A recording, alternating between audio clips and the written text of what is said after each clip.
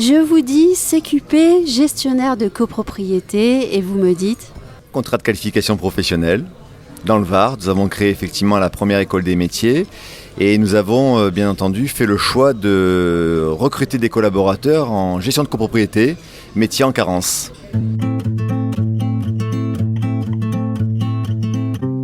Les Ondes de Limo, un podcast d'Anne-Sandrine Di Girolamo.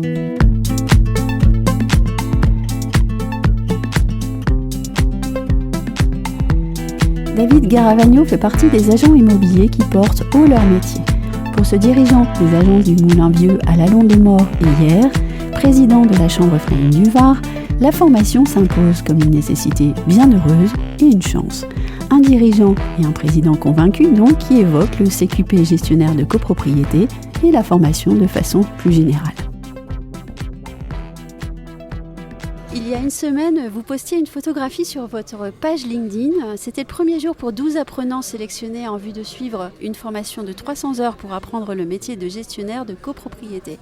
Donc un CQP gestionnaire de copro, un projet que vous avez porté en votre qualité de président de la Chambre FNAIM du Var.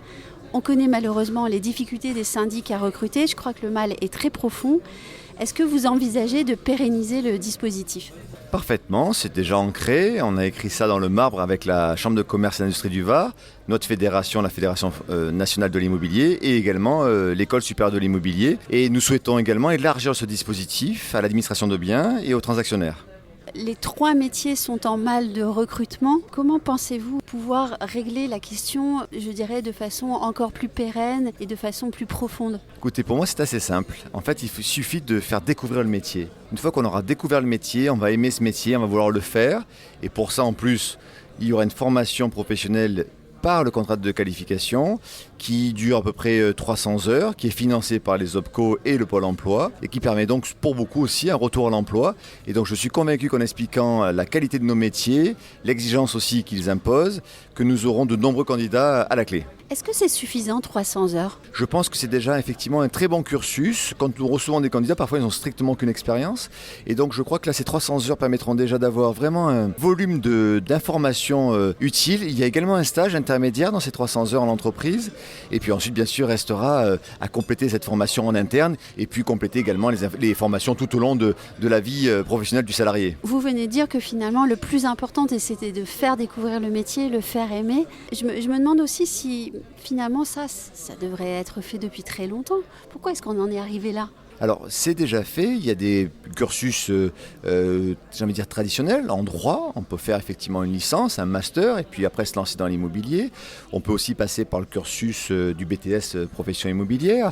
Mais notamment, on s'est aperçu que le métier de syndic de copropriété était un métier mal connu, peu connu, et qui, au final, ne crée pas des vocations véritablement. Et c'est pour cette raison qu'on veut aujourd'hui élargir le message du syndic de copropriété au grand public, expliquer vraiment ce que nous faisons, ce que les syndics font au quotidien pour entretenir et faire avancer les copropriétés. Et c'est grâce à cela, je pense qu'on va aussi créer de la vocation et donc nécessairement attirer les jeunes ou les moins jeunes d'ailleurs à ce métier. Oui, c'est un très beau métier qui souffre d'un problème d'image. Est-ce que d'après vous, la pénurie de recrues en cabinet de syndic est prise à sa juste valeur par les écoles de formation initiale ? Non, une fois de plus, je pense qu'il y a un manque de communication, en tout cas dans le Var.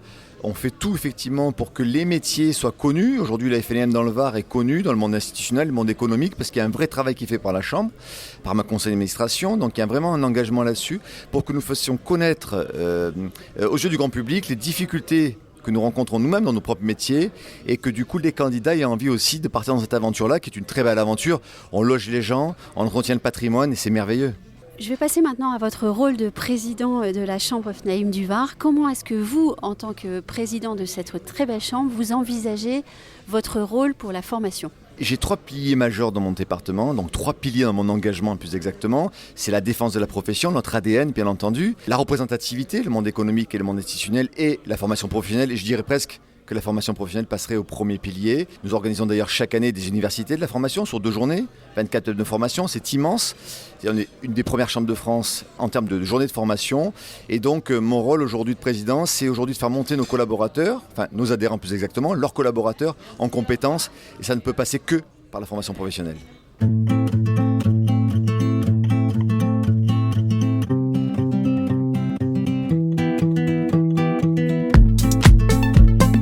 Retrouvez les ondes de Limo avec Anne-Sandrine Di Girolamo et ses invités sur toutes les plateformes de téléchargement.